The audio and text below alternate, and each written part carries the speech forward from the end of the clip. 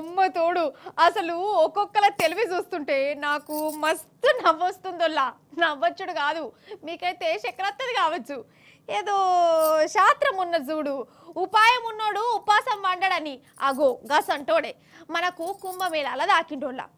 అవుగని కుంభమేళాకు పోనోళ్ళు ఉన్నారల్లా. అయితే పోతే మంచిగుండి తానం చేసేస్తే పాపలన్నీ అడిగిపోవు. కానీ వీలు పడతలేదా అని బాధపడుతుర్రా. అగో గట్ల బాధ పడేటోళ్ళ కోసం ఒక మహానుభావుడు పెద్ద యుగురం పెట్టుకున్నాడు. అది మీకు నచ్చితే ఆ మనిషిని మీరు కలుసుడే కావాలి. ముచ్చటతో చూడరిగా. వా నవ్వా వా నవ్వా వా ఎందుకంటారా, ఇగో ఈ మనిషి కుంభమేళాకి వచ్చి ఫోటో వాళ్ళ గంగల కలుపుతుండు కదా. ఇది డిజిటల్ తానమట, డిజిటల్ తానము. అర్థం కాలేదు కదా, నేను చెప్తా. అయితే కుంభమేళాకు పోదామని చాలా మందికున్నా పోక ఆగిపోయిన వాళ్ళు ఉన్నారు కదా. అగో అసంటోళ్ళ కోసమే ఈ పైల్వాన్ ఒక ఆఫర్ పెట్టిండు. డిజిటల్ తానాలు చేపిస్తాడట. ఈయన వాట్సాప్ నెంబర్కు ఫోటోలు పంపితే ఈ ఫోటోలను ప్రింట్ తీసి వాటిని గంగల ముంచుతాడట 3 సార్లు. పుణ్యతానం చేసినట్టే ఉంటది. ఇట్లా చేసినందుకు నాకు 1100 రూపాయలు పంపురే అని ఆఫర్ పెట్టిండు. आगो చెప్తుండు చూడు. तो मेरा नाम है दीपक गोयल और मैं डिजिटल फोटो स्नान कराता हूँ यहाँ संगम महाकुंभ में।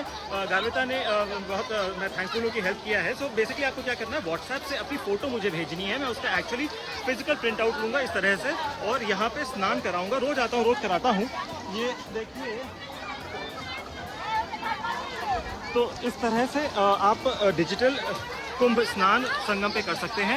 और मेरा स्टार्टअप है प्रयाग एंटरप्राइजेस के नाम से, उसके तहत आप मुझे पैसे भेज सकते हैं। इसका शुल्क है मात्र 1100 रुपये और आपको मैं 24 घंटे के अंदर, जब आप पैसा दे देंगे फोटो भेजेंगे, तो 24 घंटे के अंदर मैं आपको स्नान करा दूंगा। मैं इलाहाबाद में ही रहता हूँ।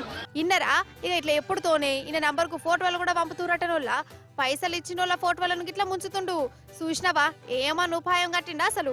లాస్ట్ కు పుణ్య స్నానాలను కూడా డిజిటల్ స్నానాలుగా మార్చిండంటే ఈయనది ఉత్తపచ్చి తెలివి కాదు అసలు.